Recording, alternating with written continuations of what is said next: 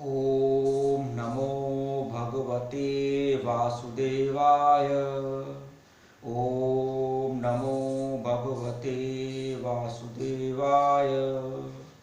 ओम नमो भगवते वासुदेवाय। जय राधा माधव जय कुंज बिहारी। जय राधा माधव जय कुंज बिहारी। जय गोपी जन वल्लभ जय गिरिवरधारी। यशोदानंदन व्रज जन रंजन। यशोदानंदन व्रज जन रंजन। जमुना तीर बनचारी। जय राधा माधव जय कुंज बिहारी। जय श्री कृष्ण चैतन्य प्रभो नित्यानंद। श्री अद्वैत गदाधर श्रीवासादि गौर भक्तवृंद। हरे कृष्णा कृष्णा कृष्णा हरे हरे, हरे राम राम राम हरे हरे। ओम नमो भगवते वासुदेवाय। हे भगवान कृष्ण, मेरी आपसे प्रार्थना है, विनती है कि जैसे आपने पांडवों का साथ दिया, पांडवों की रक्षा की, द्रौपदी की लाज बचाई, उसी प्रकार से मेरी भी रक्षा कीजिए, मेरी भी लाज बचाइए। क्योंकि आपने स्वयं कहा है कि मैं तुम्हारे साथ हूँ। जिसके साथ भगवान स्वयं हैं, उसे किसी बात की चिंता करने की कोई आवश्यकता नहीं और उसके लिए कुछ भी असंभव नहीं। प्रभु, निवेदन है कि अपने इस बात को सत्य सिद्ध कीजिए और हमारे जीवन को धन्य बनाइए। ओम शांति शांति शांति ओम। तो महाराज, आज की कथा में प्रवेश करते हैं। पिछले भाग में हमने देखा कि किस प्रकार से नारद जी स्वर्गलोक से आए और वेद व्यास जी से उनकी व्यथा का कारण पूछा और उन्हें सलाह दिया, उनका मार्गदर्शन किया कि उनको एक ऐसी रचना करनी चाहिए जिसमें प्रेम हो, भक्ति हो, ईश्वर की, भगवान कृष्ण की लीलाएं हों। इस प्रकार से यह सुन करके वेद व्यास जी ने श्रीमद् भागवत महापुराण की रचना प्रारंभ की। वेद व्यास जी ने लिखना प्रारंभ किया महाराज। तो घटना इस प्रकार से है कि महाभारत का युद्ध अब समाप्त हो चुका है। दुर्योधन घायल अवस्था में कुरुक्षेत्र में पड़े हुए हैं, मगर उनकी मृत्यु नहीं हो रही है, क्योंकि महाराज उनको एक वरदान प्राप्त था कि जब वो दुखी होंगे और उसी क्षण जब वो प्रसन्न होंगे तभी उनकी मृत्यु होगी। ऐसा विधान उनके मृत्यु का ब्रह्मा जी ने लिख रखा था। तभी गुरुपुत्र अश्वत्थामा आए। उन्होंने पूछा कि आपके दुख का क्या कारण है, मैं कैसे आपके दुख को दूर कर सकता हूँ। तब दुर्योधन ने कहा कि हम 100 कौरव थे, हम सब मारे गए, मगर पांडव एक भी नहीं मारे गए। तब अश्वत्थामा ने कहा कि आप चिंता मत कीजिए, मैं आज ही 5 पांडवों का कटा हुआ सिर आपके सामने ला करके रख दूंगा, आप चिंता न करें। इस प्रकार से दुर्योधन ने अपने रक्त से उन्हें सेनापति बनाया और उन्हें आज्ञा दी कि जाओ और पांडवों के कटे सिर लेकर आओ। महाराज वो गए, पांडवों के शिविर में गए। रात में पांडव के शिविर में जैसे ही वो घुसे, उन्होंने देखा अंधेरा था। पांडव के 5 पुत्र द्रौपदी के 5 पुत्र सोए हुए थे। उन्होंने उन्हें ही पांडव समझ करके उनके सिर को काट करके और 5 सर लाकर दुर्योधन के सामने रख दिया। दुर्योधन देखते ही बड़ा ही प्रसन्न हो गया महाराज, लेकिन अगले ही क्षण जब उसने कपड़ा हटा करके देखा तो वह अत्यंत दुखी हुआ। उसने कहा कि अरे अश्वत्थामा, तुमने ये क्या किया? यही तो थे जो कि हम मेरा तर्पण करते, श्राद्ध करते, तुमने इन्हें ही मार दिया। अत्यंत दुखी हो गया दुर्योधन। और इस प्रकार से महाराज एक ही क्षण में जब सुख और दुख दोनों आया तो दुर्योधन की मृत्यु हो गई। इस प्रकार से दुर्योधन के स्वर्गवास हो गया। अंतिम संस्कार अश्वत्थामा ने कर दिया। आइए आगे की कथा को आरंभ करें। इससे पहले थोड़ी देर संकीर्तन। सीताराम सीताराम सीताराम कहिए, जहीं विधि राखे राम ताहीं विधि रहिए। सीताराम सीताराम सीताराम कहिए, जहीं विधि राखे राम ताहीं विधि रहिए। जिंदगी की डोर सौंप हाथ दीनानाथ के, जिंदगी की डोर सौंप हाथ दीनानाथ के। महलों में राखे चाहे झोपड़ी में वास दे। धन्यवाद निर्विवाद राम राम कहिए, जहीं विधि राखे राम ताहीं विधि रहिए। सीताराम सीताराम सीताराम कहिए, जहीं विधि राखे राम ताहीं विधि रहिए। तो महाराज, जैसे ही द्रौपदी को, 5 पांडवों को पता चला कि मेरे पुत्रों को किसी ने मार दिया है, तब उन्होंने सैनिकों से यह ज्ञात किया, पता चला कि गुरुपुत्र अश्वत्थामा रात में आया था, उसी ने उनका वध किया है। तो तब पांडव, द्रौपदी बहुत दुखी होती हैं। अर्जुन अश्वत्थामा को लेकर के द्रौपदी के पास आता है और कहता है कि यह तुम्हारा अपराधी है, इसे जो चाहो सो दंड दो। परंतु गुरुपुत्र होने के कारण और एक माँ का पुत्र होने के कारण द्रौपदी को दया आ गई, उन्होंने छोड़ दिया। परंतु उसको अपमानित किया गया। भगवान कृष्ण के आदेश पर पांडवों ने उसके सिर की मणि को निकाल लिया और उसको बहुत अपमानित करके छोड़ा। महाराज, मृत्यु तो सहन किया जा सकता है, मगर किसी का अपमान यह सहन नहीं करने योग्य है। अश्वत्थामा को भी यह बर्दाश्त नहीं हुआ। उसने अपने ब्रह्मशीर अस्त्र से उत्तरा के गर्भ को, जिसमें कि छोटे से परीक्षित महाराज पल रहे थे, नष्ट करने का निश्चय किया और ब्रह्मशीर अस्त्र का संधान कर दिया। उत्तरा दौड़े दौड़े न तो पांडवों के पास गई, न तो द्रौपदी के पास गई, बल्कि भगवान श्री कृष्ण के पास गई। श्री कृष्ण भगवान तो भक्तवत्सल हैं, उन्होंने तुरंत पहली बार महाराज उत्तरा के गर्भ में प्रवेश किया और एक सुरक्षा कवच चारों तरफ बना दिया, जिससे कि ब्रह्मशीर अस्त्र के जाते ही उस सुरक्षा कवच के कारण महाराज परीक्षित की रक्षा हुई। इस प्रकार से महाराज परीक्षित की रक्षा करके भगवान श्री कृष्ण गर्भ के बाहर आ गए और इस प्रकार से उत्तरा के गर्भ में पल रहे महाराज परीक्षित की रक्षा हुई। अब भगवान श्री कृष्ण पांडवों को राज्य दे करके, युधिष्ठिर को राज्याभिषेक करके जाने का निश्चय किया और जाते समय वे कुरुक्षेत्र की ओर बढ़े। तो सभी ने सोचा कि आखिर भगवान कृष्ण किससे मिलने के लिए कुरुक्षेत्र जा रहे हैं। तब पता चला कि वो अपने भीष्म से मिलने के लिए कुरुक्षेत्र जा रहे थे। महाराज भीष्म को, पितामह भीष्म को उन्होंने वचन दिया था कि अंतिम समय में वो उन्हें अवश्य दर्शन देंगे।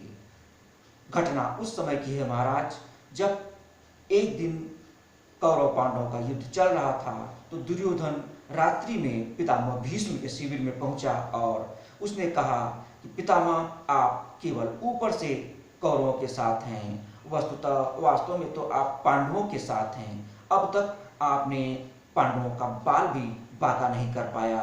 सैनिकों के मरने से क्या होता है, आप पांडवों का वध करें तब न हम जाने कि हम आप कौरवों के पक्ष में हैं। यह सुनकर के उसी दिन पितामह भीष्म ने यह निश्चय किया कि कल एक पांडव का वध अवश्य करूंगा। प्रतिज्ञा की, भीष्म प्रतिज्ञा की। यह जानकर भगवान श्री कृष्ण द्रौपदी को लेकर के कौरवों के शिविर में रात्रि में पहुंचे। जब पितामह भीष्म विश्राम कर रहे थे इस प्रकार से हाथ करके, तो द्रौपदी पहुंची और उनका चरण स्पर्श किया। पितामह सोए हुए थे। उन्होंने कहा, अखंड सौभाग्यवती भव। परंतु अगले ही क्षण उन्हें लगा कि कुछ गलत हो गया। जब हाथ ऐसे उठाया तो उन्होंने देखा द्रौपदी। समझ गए महाराज कि यह तो भगवान कृष्ण की लीला है। बाहर आए, देखा भगवान कृष्ण खड़े थे, तो कहा, अच्छा, तो यह समय तो समझ गया था कि यह सब आप ही की लीला है महाराज। तब कृष्ण भगवान ने पूछा, बताइए पितामह, प्रतिज्ञा बड़ी या आशीर्वाद? तब पितामह ने कहा, प्रतिज्ञा तो तब बड़ी जब मैं जीवित रहूंगा, इसलिए आपसे ये निवेदन है। इतना किया है तो एक काम और करो कि अर्जुन के रथ में शिखंडी को आगे कर दो। उस पर मैं बाण नहीं चलाऊंगा, क्योंकि पूर्व जन्म में वह स्त्री था, आज भी मैं उसे स्त्री मानता हूं। सुनकर के कृष्ण ने ऐसा ही किया और इस प्रकार से पितामह का वध हुआ। तो महाराज वो प्रतिज्ञाबद्ध थे, इसलिए भगवान श्री कृष्ण अंतिम समय में उन्हें दर्शन दिए। इसी प्रकार से हमें भी प्रार्थना करना चाहिए परमात्मा से, कुछ मांगे न मांगे, नहीं मांगेंगे तो भी धन संपत्ति सुख वैभव सब कुछ देंगे, परंतु मांगे तो ये मांगे कि अंत समय में प्रभु आपके दर्शन हो। इस प्रकार से इतना तो करना स्वामी, इतना तो करना स्वामी, जब प्राण तन से निकले गोविंद नाम लेकर, गोविंद नाम लेकर, जब प्राण तन से निकले। तो महाराज इस प्रकार से भगवान श्री कृष्ण अब द्वारका वापस लौट गए। इधर महाराज परीक्षित धीरे धीरे बड़े होने लगे, और जब वे बड़े हो गए तो पांडव भी उन्हें राज्य सौंप करके हिमालय पर तपस्या करने के लिए चले गए। इस प्रकार महाराज परीक्षित का राज्य बहुत समृद्ध हो गया। एक दिन महाराज परीक्षित बैठे हुए थे, उनके राज्य में, उनके महल में सफाई के दौरान एक बहुत ही सुंदर मुकुट मिला, जो कि सोना, हीरे, मोती, पन्ने, जवाहरात का बना था। वह जरासंध का मुकुट था। सबने उन्हें साफ करके महाराज परीक्षित को पहना दिया। जैसे ही उन्होंने मुकुट को पहना, उनके मन में शिकार खेलने का विचार आ गया, क्योंकि वह एक महापापी का मुकुट था। कभी महाराज परीक्षित ने आज तक शिकार नहीं खेला था, परंतु पहली बार वे शिकार के लिए गए। शिकार के लिए गए, मार्ग में उन्होंने देखा कि एक काला सा दैत्य जैसा व्यक्ति एक गौ माता को, एक बैल को मार रहा है। बैल के सिर्फ एक ही पैर है और बार बार वह गौ माता को ठोकर मार रहा था। इस पर महाराज ने पूछा, तुम कौन हो, क्या कर रहे हो? बोला, मैं कलयुग हूं और मैं आपके राज्य में निवास करने आया हूं। तब महाराज परीक्षित ने कहा, नहीं, मेरे रहते हुए कलयुग को कोई स्थान नहीं मेरे राज्य में, या पाप करने के लिए, गौ माता को मारने के लिए। महाराज, जो बैल था वह धर्म था, और गौ माता कौन थी? वह पृथ्वी थी। यह महाराज परीक्षित के पूछे जाने पर उस दैत्य, उस कलयुग ने बताया कि ये जो बैल है यह धर्म है और गौ माता पृथ्वी है। क्योंकि कलयुग में धर्म का केवल एक चरण महाराज वो दान रह जाएगा, इसलिए इस बैल के एक ही पैर हैं। अब गौ माता यानी कि पृथ्वी की दशा यही कलयुग में होगी। यह जानकर के तुरंत महाराज ने तलवार निकाला और मारने के लिए बढ़ाया, परंतु कलयुग ने हाथ जोड़कर कहा, प्रभु शरणागत की रक्षा कीजिए, मैं आपकी शरण में आया हूं, मुझे स्थान दीजिए। महाराज परीक्षित दयालु थे और शरणागत वत्सल भी थे। उन्होंने कहा, ठीक है, तुम कुछ चुनिंदा जगहों पर रह सकते हो, ऐसे जगह पर जहां मांसाहार हो, जहां जुआ खेला जाता हो, जहां स्त्री संग हो और जहां मदिरा पान हो, इन स्थानों पर तुम रह सकते हो। तब कलयुग ने कहा, इन स्थानों पर तो मैं पहले से ही निवास बना चुका हूं, महाराज एक स्थान मेरे कहने पर आप और दीजिए। तब महाराज परीक्षित ने सोचा और कहा, ठीक है, मैं तुम्हें स्वर्ण में स्थान देता हूं। जैसे ही उन्होंने कहा ना महाराज, तुरंत कलयुग उनके मुकुट में चढ़ गया, क्योंकि महाराज उनका मुकुट सोने का था।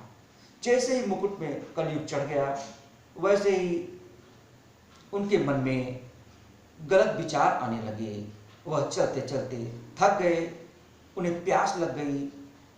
समीप में ही देखा समीप मुनि का आश्रम था, वे वहां गए, उन्होंने जल मांगा, मुझे जल चाहिए, मुझे प्यास लगी है। परंतु समीप मुनि ध्यान में मग्न थे, कोई उत्तर नहीं दिया।